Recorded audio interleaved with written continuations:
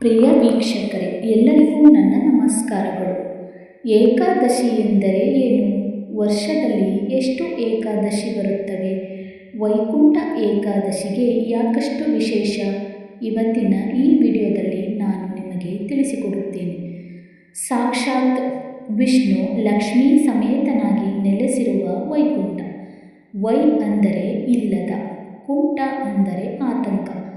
ಆತಂಕವೇ ಇಲ್ಲದ ಸ್ವರ್ಗದಂತಿರೋ ಜಾಗ ವೈಕುಂಠ.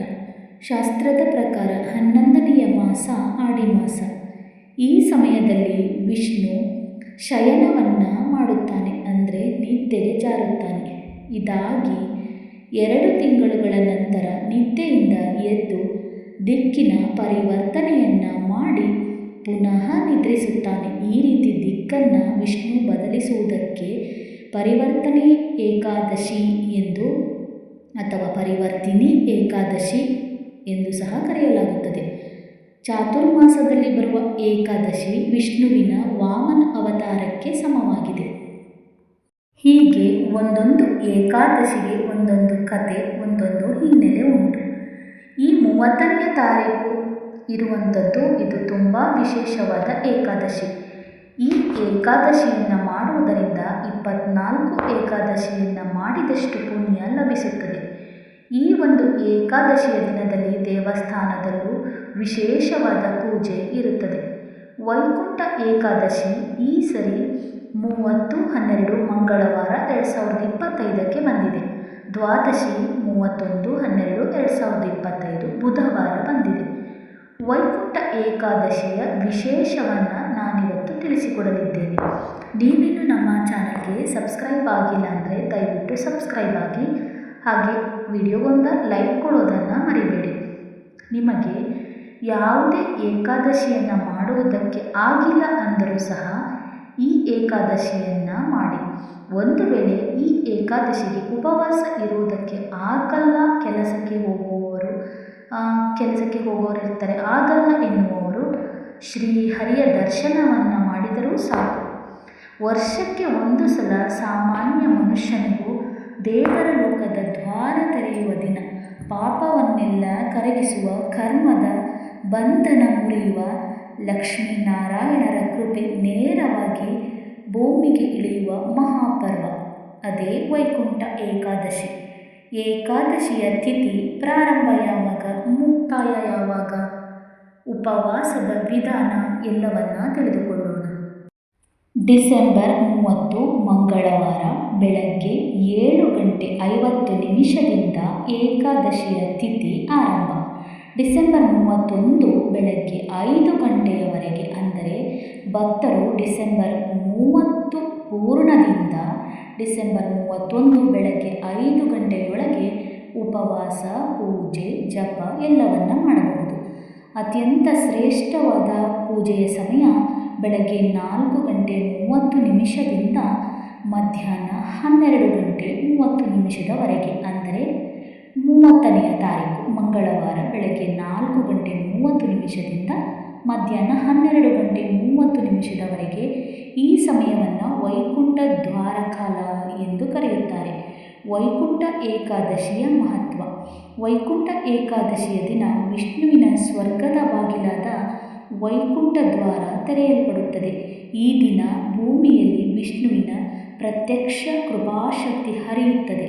ಈ ದಿನ ಮಾಡಿದ ಉಪವಾಸಕ್ಕೆ 1000 ಯಜ್ಞಗಳ ಫಲ, ಈ ದಿನ ಮಾಡಿದ ಜಪ ತಪಸ್ಸಿಗೆ ಅನಂತ ಪುಣ್ಯ, ಮನುಷ್ಯನಿಗೆ ಕರ್ಮ ಬಾಧೆ, ಪಾಪ ಫಲ, ಕಣ್ಣಿಗೆ ಕಾಣದ ಸಂಕಟಗಳನ್ನು ಕರಗಿಸುವ ಶಕ್ತಿ, ಭವದಲ್ಲಿ ಸಿಲುಕಿರುವ ಆತ್ಮಕ್ಕೆ ಮುಕ್ತಿ ದೊರಕಿಸುವ ದಿನ.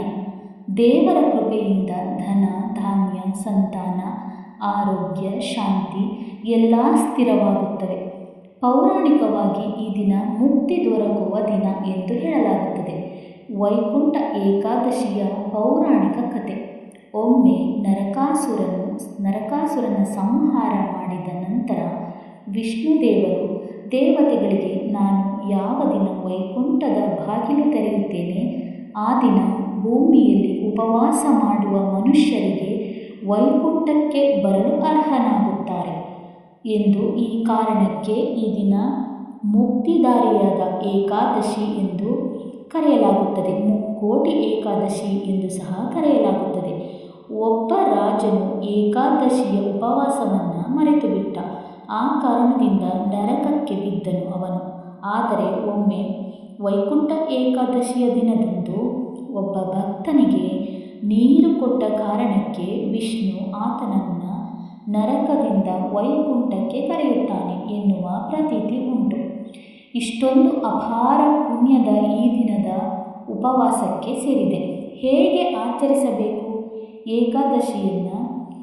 ಪೂರ್ವ ದಿನದ ನಿಯಮ ಏನು? ರಾತ್ರಿ ಹೆಚ್ಚು ತಿನ್ನದೆ ಹಗುರವಾದ ಆಹಾರ, ಮಸಾಲೆ, ಉಪ್ಪು, ಎಣ್ಣೆ ಇವುಗಳನ್ನೆಲ್ಲ ಕಡಿಮೆ ಮಾಡಬೇಕು. ಏಕಾದಶಿಯ ದಿನ ಬೆಳಗ್ಗೆ ಬ್ರಹ್ಮ ಮುಹೂರ್ತದಲ್ಲಿ ಎದ್ದು ಸ್ನಾನ ಮಾಡಿ ಸ್ವಚ್ಛವಾದ ಬಟ್ಟೆ ಅಥವಾ ಬಿಳಿ ಅಥವಾ ಹಳದಿ ಬಟ್ಟೆಯನ್ನು ಧರಿಸಿ ಮನೆಯ ಮುಖ್ಯ ಬಾಗಿಲನ್ನು ಅಲಂಕರಿಸಿ ಹೂವು, ತೋರಣಗಳಿಂದ ಅಲಂಕರಿಸಬೇಕು. ಗಂಗಾಜಲ ಅಥವಾ ತುಳಸಿ ತೀರ್ಥವನ್ನು ಮನೆಯಲ್ಲೆಲ್ಲ ಸಿಂಪಡಿಸಿ ಉಪವಾಸದ ಕ್ರಮವನ್ನು ಹೇಗೆ ಮಾಡಬೇಕು? ಉಪವಾಸವನ್ನು 3 ರೀತಿಯಲ್ಲಿ ಮಾಡಬಹುದು. ನಿರ್ಜಲ ಉಪವಾಸ, ನೀರಿಗೂ ಕೈ ಹಾಕದೆ ಕೆಲವೊಬ್ಬರು ಉಪವಾಸವನ್ನು ಮಾಡುವವರಿದ್ದಾರೆ. ಅವರವರ ಆರೋಗ್ಯಕ್ಕೆ ಅನುಗುಣವಾಗಿ ಅವರವರ ಉಪವಾಸ ಇರುತ್ತದೆ. ಮತ್ತು ಫಲಾಹಾರ ಉಪವಾಸ ಅಂದರೆ ಹಾಲು ಹಣ್ಣು ಸೇವಿಸಿಯೂ ಉಪವಾಸವನ್ನು ಮಾಡಬಹುದು. ಮತ್ತು 3ನೆಯದು ಏಕಭೋಜನ, ಒಂದು ಬಾರಿ ಮಾತ್ರ ಸಾತ್ವಿಕ ಆಹಾರ ಸೇವನೆ ಆ ದಿನ ಮಾಡಬಹುದು. ಆ ದಿನ ಜಪ ತಪ ಮಾಡಬೇಕು. ತುಳಸಿ ಗಿಡದ ಹತ್ತಿರ ಕುಳಿತು ಜಪ ಮಾಡುವುದು ತುಂಬ ಒಳ್ಳೆಯದೆಂದು ಶಾಸ್ತ್ರ ಹೇಳುತ್ತದೆ. ವಿಷ್ಣುವಿಗೆ ನೈವೇದ್ಯವಾಗಿ ಬಾಳೆಹಣ್ಣು, ಅಕ್ಕಿ ಪಾಯಸ, ಕಡಲೆ, ಬೆಲ್ಲ ಇವುಗಳನ್ನೆಲ್ಲ ಇಡಬಹುದು. ತುಳಸಿಯ ದಳವನ್ನು ಇಲ್ಲದೆ ಇಡುವ ನೈವೇದ್ಯ ಪೂರ್ಣವಾಗುವುದಿಲ್ಲ. ತುಳಸಿಯ ದಳವನ್ನು ಇಡಲೇಬೇಕು.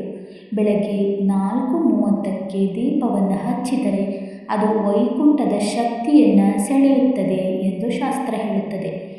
ಏಕಾದಶಿಯ ಉಪವಾಸ ಮಾಡುವುದರಿಂದ ಮಾನಸಿಕ ದೈಹಿಕ ಶುದ್ಧಿಯಾಗುತ್ತದೆ. ದೇವರ ಕೃಪೆ ನಮಗೆ ದೊರಕಲಿ ಎಂದು ಮನಸ್ಸಿನಲ್ಲಿ ಹೇಳಿಕೊಂಡು ವಿಷ್ಣುವಿನ ಪೂಜೆಯನ್ನು ಮಾಡಬೇಕು. ವಿಷ್ಣು ಅಲಂಕಾರಕ್ಕೆ ಹಳದಿ ಹೂ, ತುಳಸಿ ಇರಬೇಕು. ನೈವೇದ್ಯ, ಆರತಿ ಮಾಡಿ ತುಳಸಿಯ ತೀರ್ಥವನ್ನು ಸೇವಿಸಿ ವೈಕುಂಠ ಏಕಾದಶಿಯನ್ನು ಮಾಡಿದರೆ ಸಿಗುವಂತಹ ಫಲಗಳು ತುಂಬ ಫಲಗಳು ಸಿಗುತ್ತವೆ. ಜನ್ಮಾಂತರದ ಪಾಪಕರ್ಮಗಳು ದೂರ ಆಗುತ್ತದೆ. ಗೃಹದಲ್ಲಿರುವ ದೋಷ, ಪಿತೃದೋಷ, ಮಂತ್ರದಲ್ಲಿರುವ ದೋಷ ಏನೇ ಇದ್ದರೂ ಕರಗುತ್ತದೆ. ಧನ ಧಾನ್ಯ ಸಮೃದ್ಧಿ. ಆ ದಿನ ದೇವಸ್ಥಾನದ ವೈಕುಂಠ ದ್ವಾರ ಪ್ರವೇಶ ಮಾಡಿದರೆ ನಮಗೆ ಮತ್ತು ನಮ್ಮ ಮನೆಗೆ ಲಕ್ಷ್ಮಿಯು ಪ್ರವೇಶಿಸುತ್ತಾಳೆ. ಮನಸ್ಸಿಗೆ ಶಾಂತಿ, ಭಯ ನಿವಾರಣೆ, ಆತಂಕ ದೂರವಾಗುತ್ತದೆ. ಒಂದು ರೀತಿಯ ಆಧ್ಯಾತ್ಮಿಕ ಶಾಂತಿ ಬರುತ್ತದೆ. ಸಂತಾನ ಇಲ್ಲದವರಿಗೆ ಸಂತಾನದ ಭಾಗ್ಯ, ರೋಗ ನಿರೋಧಕ ಶಕ್ತಿ ಹೆಚ್ಚುತ್ತದೆ. ದೇಹದಲ್ಲಿ ವಿಷಾಂಶ ನಿವಾರಣೆ ಆಗುತ್ತದೆ. ಮನೆಯಲ್ಲಿ ಕಲಹ, ಅಶಾಂತಿ ಕಡಿಮೆಯಾಗುತ್ತದೆ. ವೈಕುಂಠ ಏಕಾದಶಿಯ ದಿನ ತುಳಸಿ ಗಿಡಕ್ಕೆ ಒಂದು ತಾಮ್ರದ ಲೋಟದಲ್ಲಿ ನೀರು ಹಾಕಿ ನೋಡಿ. ಮನೆಯಲ್ಲಿ ದಿವ್ಯ ಶಕ್ತಿ ಬರಲಿದೆ. ಹಣ್ಣುಗಳು ಅಥವಾ ಸಾತ್ವಿಕ ಆಹಾರವನ್ನು ಒಬ್ಬ ಬಡವನಿಗೆ ದಾನ ಮಾಡಿದರೆ ವೈಕುಂಠದ ಯಾತ್ರೆಯಷ್ಟು ಪುಣ್ಯ ಭವಿಷ್ಯದಲ್ಲಿ ನಮ್ಮ ಜೀವನದಲ್ಲಿ ಸಿಗುತ್ತದೆ ಎಂದು ಪ್ರತೀತಿ ಉಂಟು. ಈ ದಿನ ಉಪವಾಸ ಸಾಧ್ಯವಾಗದಿದ್ದರೆ ಕನಿಷ್ಠ ಅನ್ನವನ್ನು ತ್ಯಜಿಸಿ ಸಾತ್ವಿಕ ಆಹಾರ ಸೇವಿಸಿ ಶ್ರೀಹರಿಯ ದರ್ಶನವನ್ನು ಮಾಡಿ ಸಾಕು. ಹಾಗೆ ನಾನು ಇನ್ನೊಂದು ಬಾರಿ ಹೇಳ್ತಾ ಇದ್ದೀನಿ, ತುಳಸಿ ಗಿಡಕ್ಕೆ ತಾಮ್ರದ ಲೋಟ ಅಥವಾ ಹಿತ್ತಾಳೆಯ ಲೋಟದಿಂದ ನೀರನ್ನು ಹಾಕಿ ನೋಡಿ. ವಿಷ್ಣುವಿನ ಅನುಗ್ರಹ ಸದಾ ಇರುತ್ತದೆ. ತಾಯಿ ಲಕ್ಷ್ಮಿ ಹಾಗೂ ವಿಷ್ಣುವಿನ ಆಶೀರ್ವಾದ ಸಿಗುತ್ತದೆ. ಇದಾಗಿತ್ತು ವೈಕುಂಠ ಏಕಾದಶಿಯ ಮಹತ್ವ ಹಾಗೂ ಆಚರಣೆಯ ಒಂದು ಚಿಕ್ಕ ಮಾಹಿತಿ. ಈ ಮಾಹಿತಿ ತಮಗೆಲ್ಲರಿಗೂ ಇಷ್ಟ ಆಗಿದೆ ಎಂದುಕೊಳ್ಳುತ್ತಾ ಈ ವಿಡಿಯೋವನ್ನು ಮುಗಿಸುತ್ತಿದ್ದೇನೆ. ಇಷ್ಟವಾಗಿದೆ ಎಂದು ಭಾವಿಸಿದ್ದೇನೆ. ಇಷ್ಟವಾದಲ್ಲಿ ಒಂದು ಲೈಕ್ ಕೊಡೋದನ್ನು ಮರಿಬೇಡಿ. ಹಾಗೆ ನಮ್ಮ ಚಾನಲ್ಗೆ ಸಬ್ಸ್ಕ್ರೈಬ್ ಆಗೋದನ್ನು ಮರಿಬೇಡಿ. ಆ ಮಹಾವಿಷ್ಣು ಎಲ್ಲರಿಗೂ ಒಳ್ಳೆಯದನ್ನು ಮಾಡಲಿ ಎನ್ನುತ್ತಾ ವಿಡಿಯೋ ಮುಗಿಸುತ್ತಿದ್ದೇನೆ. ಧನ್ಯವಾದಗಳು.